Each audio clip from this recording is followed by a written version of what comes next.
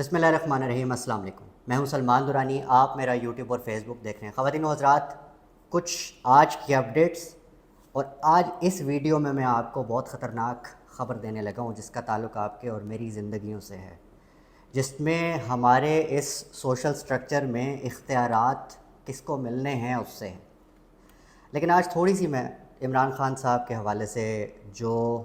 ان کے کیس, جو توشہ خانہ کا کیس لگا ہوا ہے, اور ان کا بس اب ان کی بساط لپیٹنے کی کوشش کی جا رہی ہے. 2 سے 3 دن کہا جا رہا ہے کہ صرف اتنے ہی دن ہیں خان صاحب کے پاس, اس کے بعد کیا پتہ ہے 1 سے 2 دنوں میں عمران خان صاحب کے خلاف سیشن عدالت جو ہے جہاں پہ توشہ خانہ کا کیس لگا ہے, وہاں سے عمران خان کے خلاف نااہلی کا کوئی فیصلہ آ جائے یا ان کے خلاف ان کو مائنس کرنے کی کوئی ایسی تدبیر کی جائے. خیر, ہمایوں صاحب جو ہیں, جج ہمایوں صاحب, ان کو تو بہت زیادہ اس وقت جلدی ہے عمران خان صاحب کو مائنس کرنے کی. سب سے پہلے تو ان کی کلاس لیتے ہیں. لیکن اس سے پہلے ایک امپورٹنٹ چیز, جو پرانے مردے تھے وہ اب اسٹیبلشمنٹ کھود کر لے کر آ رہی ہے عمران خان کے خلاف. ہر وہ پرزہ, جو ہر پرانی توپ جو چلی ہوئی تھی, وہ دوبارہ چلانی ہے انہوں نے. عمر فاروق ظہور نام کا ایک کردار آپ نے سنا ہوگا, ان کا ظہور دوبارہ ہو گیا. اور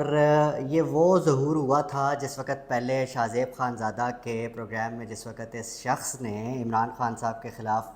یہ بیان دیا تھا کہ فرح گوگی نامی ایک خاتون نے مجھے دبئی میں آ کے وہ گھڑیاں فروخت کیں. اور میڈیا کے اوپر ہی یہ چیز ثابت ہو گئی کہ فرح گوگی تو اس دورانیے میں کبھی دبئی گئی ہی نہیں, جس دورانیے میں وہ کہہ رہے ہیں کہ فرح گوگی نے آ کر مجھے دبئی میں وہ گھڑیاں بیچیں جو عمران خان صاحب کو تحفے میں ملی تھی. یہ تو کلیم وہیں جو ہے وہ سارا کا سارا ملیا میٹ ہو گیا جب پی آئی اے یا ایئر لائنس جتنی بھی ان کی ٹریول ہسٹری ہے وہ جب کھول کر سامنے لے کر آیا کوئی صحافی, تو سارا جو ہے وہ دھڑام سے بیانیہ گر گیا. عمر فاروق ظہور,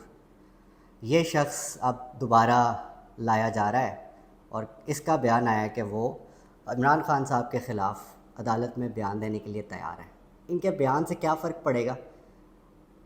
مجھے تو سمجھ نہیں آتی. لیکن اس ملک میں کسی قانون, کسی قاعدے کے تحت کچھ ہو کب رہا ہے؟ کچھ بھی نہیں ہو رہا. تو ٹھیک ہے, پھر عمر فاروق کی گواہی بھی جو ہے وہ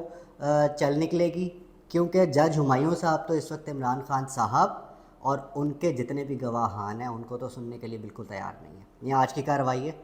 اس کے اوپر بھی آتے ہیں, لیکن اس کے اوپر تھوڑا سا کنکلوڈ کر لوں کہ یہ جو عمر فاروق ظہور ہے, اس کا ظہور بھی جو ہے ناکام ہوگا, اور اس کی جو گواہی ہے وہ کسی کام نہیں آنی, کیونکہ یہ پہلے ہی فراڈ ایکسپوز ہو چکا ہے. فرح گوگی کو, اچھا اس کے بعد انہوں نے ڈائریکٹ جو ہے وہ شہزاد اکبر پہ الزام لگایا تھا کہ شہزاد اکبر واز دا مین پرسن جنہوں نے گھڑیاں بیچنے میں کردار ادا کیا, انہوں نے رابطے کیے, اور انہی کے رابطوں سے فرح گوگی نے جو ہے الا بلا بلا بلا. شہزاد اکبر صاحب کا ایک سٹیٹمنٹ کہ ان کے مطابق یہ جو شخص ہے عمر فاروق, اس نے وہ ناروے میں پیدا ہوا اور وہیں کی شہریت تھی اس کے پاس, لیکن وہ ختم ہو گئی فراڈ کے چکر میں. تو یہ تو عمر فاروق ظہور صاحب کی ہے اصلیت. اب آتے ہیں جج ہمایوں صاحب کی طرف. آج توشہ خانہ کی جب سماعت ہوئی تو بڑا کوئی لمیٹڈ سا اور بڑا کوئی عجیب سا, آکورڈ سا, اسٹوپڈ سا ایک سینیریو پیدا ہو گیا, جس میں کہا گیا کہ جی آپ عمران خان کے جو وکلاء ہیں ان کو کہا جج صاحب نے کہ آپ نے عدالت میں آج گواہان کی لسٹ پیش نہ کی تو آپ کا رائٹ ختم کر دیں گے. اوکے. اور جب یہ حکم نامہ موصول ہوا تو عمران خان نے اپنے دفاع میں 4 جو ہے اپنے پرائیویٹ گواہان کی لسٹیں پیش کیں, اور پھر جس پہ جج صاحب نے کہا کہ ان کو آج 1:30 بجے تک جو ہے وہ پیش کیا جائے. اب مجھے یہ بتائیں کہ بھائی 1 سے 1.5 گھنٹے میں آپ نے گواہ پیش بھی کرنے ہیں, بھائی گواہ کوئی دوسرے شہر میں بھی ہو سکتا ہے. تو جج صاحب جو ہیں وہ بڑی پھرتی میں ہیں, بڑے اس وقت اس انداز میں ہیں کہ بھائی انہوں نے بس اب خان صاحب کے خلاف فیصلہ پڑھ کر سنانا ہے.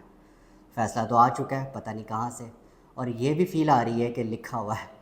آلریڈی لکھا ہوا فیصلہ آیا, جج صاحب نے وہ دیکھ کے پڑھنا ہے. یہ ایک تاثر آ رہا ہے ان کے اس بیہیویئر سے, اس رویے سے. خیر, سونے پہ سہاگا یہ ہوا ہے کہ ہمایوں دلاور صاحب نے توشہ خانہ میں عمران خان کا حق دفاع ختم کر دیا. آپ کسی پہ الزام لگاتے ہیں، کسی شخص پہ کوئی ملزم ہے تو ملزم کا حق دفاع ہی ختم کر دیں اور کہہ دیں کہ جی کل تک آپ اپنے فائنل سٹیٹمنٹس دیں، پرسوں جو ہے ہم فیصلہ سنا دیں گے۔ تو جج صاحب پرسوں دی کی لوڑ سی، اج ہی سنا دیں، چلو کل سنا دیو، کیوں عدالت دا ٹائم ویسٹ کر رہے ہو، تو کیوں باقیاں دا ٹائم ویسٹ کر رہے ہو؟ تو جج صاحب ڈٹرمنڈ ہیں اس چیز کے اوپر کہ عمران خان صاحب کو کسی طرح سے نااہل کرایا جائے، اور اس طرح سے خیر ایک آلٹرنیٹ جو ہے عمران خان صاحب نے بھی لیا، لیکن پتہ نہیں وہ ورک آؤٹ کرتا ہے یا نہیں کرتا۔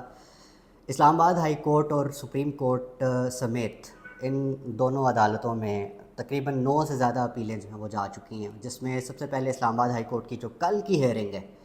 اس میں یہ چیز کلیئر ہوگی، فیصلہ ہوگا کہ خان صاحب کو اسٹے ملتا ہے یا نہیں ملتا۔ اسی کے اوپر سپریم کورٹ نے کہا ہے کہ ہم کل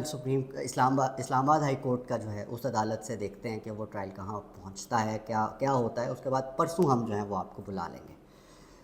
یہ تو تھی جی عدالت سے اور عمران خان کے حوالے سے جو توشہ خانہ کی جو پروسیڈنگ چل رہی ہے اس کی اپڈیٹ۔ جو اصل خبر تھی اس ویڈیو میں جو میں نے آپ تک پہنچانی ہے، اس کا تعلق آپ سے ہے، مجھ سے ہے، ہم تمام کے رائٹ سے ہے، اور یہ بڑی خطرناک قسم کی خبر ہے جو آج ڈان کی لیڈ لگی ہوئی ہے، آج بی بی سی نے اس کو کور کیا ہے، آج جتنے بھی سینسیبل لوگ ہیں وہ اس کو ڈسکس کر رہے ہیں۔ ہم آج تک کہتے تھے کہ جی کسی شخص کو اٹھایا ہے تو آپ نے ان لافل اٹھایا ہے، ابڈکٹ کیا ہے تو ان لافل ابڈکٹ کیا۔ اب ہم یہ نہیں کہہ سکیں گے، کیوں؟ کیونکہ اب ایسا بل زیر سماعت ہے، ٹیبل ہو چکا ہے،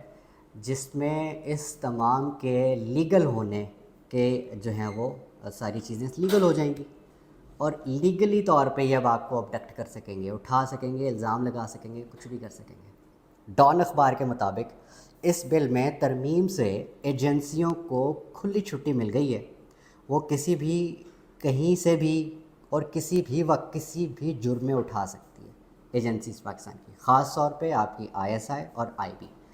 ایف آئی اے کے بھی اختیارات میں اضافہ ہوا ہے، لیکن اس سے پہلے اس بل کے اندر جسے ہم آرمی آفیشل سیکرٹ ایکٹ کہتے ہیں، اس میں ایجنسیز کا رول نہیں تھا، اس سے پہلے نہیں تھا، نہ نام تھا نہ ذکر تھا۔ یہ پہلی بار ہو رہا ہے کہ ایسا متنازع قسم کا بل آپ کی اسمبلی میں پیش ہوا، اسمبلی میں کسی بھی شخص نے۔ اچھا ایک اور چیز، جس وقت یہ پاس ہو رہے تھے بل، 50 سے زیادہ بل ایک دم گھوڑے پہ بیٹھ کے انہوں نے جو ہے وہ متنازع بل جتنے بھی ہیں وہ پاس کر لیا، ایسے کہ پتہ نہیں اس کے بعد ان کو حکومت ملنی نہیں ہے، اور یہ جتنے فراڈ ہو سکتے ہیں وہ کریں عوام کے ساتھ۔ کچھ ایسے بلز ہیں جو انہوں نے خود پڑھے بھی نہیں ہیں، اور ان بے شرموں نے کل بھی یہ کیا ہے کہ اسمبلی میں بیٹھے ہوئے جتنے بھی ارکان اسمبلی تھے انہوں نے اس کو نہیں پڑھا۔ ایک دو نے بولا کہ جی آپ نے تو اس کا انگریزی سے اردو ترجمہ بھی نہیں کروایا، تو ہم اس پہ اگر اس میں ہاں کہ ہاں ملا دیتے ہیں اس پہ، تو کل کو آپ اور ہم جواب دہ ہوں گے۔ ایک دو نے بولی یہ بات، لیکن ایک دو کے بولنے سے کیا ہوتا ہے، پوری کی پوری اسمبلی گونگی ہو گئی تھی اس ٹائم پہ، اور اس نے کہا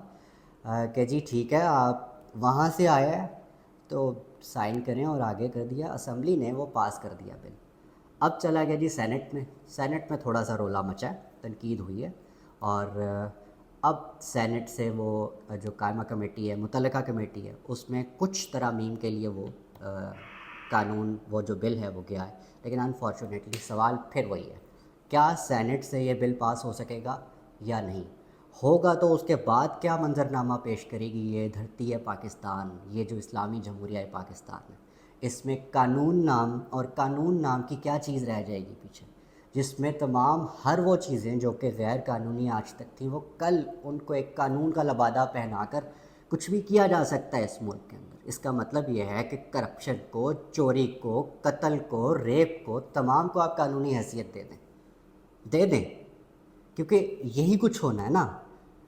اس کے کچھ مندرجات پہ بات کر لیتے ہیں، کچھ پوائنٹس پہ جو کہ آپ کو بھی جاننے چاہیے۔ بغیر وارنٹ یا وارنٹ کے ساتھ تلاشی یا آپریشن جو ہے وہ کی جا سکتی ہے ایجنسیز کی طرف سے، خاص طور پہ میں نے آپ کو 2 ایجنسیز کا نام لیا جو کہ بل میں بھی ہیں، اور وہ وہاں سے چیزیں بھی لے سکتی ہے جائے وقوع سے، اور وہاں سے ثبوت بھی اکٹھے کر سکتی ہے، اور مزاحمت بھی کر سکتے ہیں، اور مزاحمت کرنے والے کو گرفتار بھی کیا جا سکتا ہے۔ اگر کوئی شخص پاکستان میں کوئی سیمینار کراتا ہے، کوئی میٹنگ کراتا ہے جس میں میڈیا سینسرشپ کی بات ہوتی ہے، یا پھر یہ میں سمری بتا رہا ہوں، جو میں نے پوائنٹ آؤٹ کیا، جو میں نے نوٹ ڈاؤن کیا، وہ میں آپ کو پڑھ کر سنا رہا ہوں تاکہ آپ کے سمجھنے میں آسانی ہو جائے۔ یا پھر انسانی حقوق کے حوالے سے کوئی چیز زیر بحث آتی ہے اور ریاست کہہ دے کہ یہ پاکستان کے مفاد کے خلاف ہے، تو وہ خلاف ہے، اور سیمینار کروانے والا اور اس میں جو شرکاء ہیں ان کے لیے ان کی گرفتاری کا جو جواز ہے وہ پیدا ہو جاتا ہے، کیونکہ ریاست نے بول دیا کہ وہ پاکستان کے مفاد کے خلاف ہے۔ سب سے امپورٹنٹ چیز، جو میگا پروجیکٹس ہیں پاکستان کے، ان پہ آپ تنقید نہیں کر سکتے، سی پیک پہ نہیں کر سکتے۔ اس کے علاوہ جو آرمی کی، جو پاکستان آرمی کی مدد سے جو اس وقت پروجیکٹس چل رہے ہیں، جن میں زرعی جو شعبے میں بڑی اس وقت معاونت چل رہی ہے، ممکنہ طور پہ آپ اس پر بھی تنقید نہیں کر سکتے، کیونکہ یہ پاکستان ہے۔ اور جو اصل چیز ہے اس کی طرف ہمیں میرا خیال آنا چاہیے، اور وہ ہے کہ پاکستان میں ایک تو یہ چیزیں چل رہی ہیں،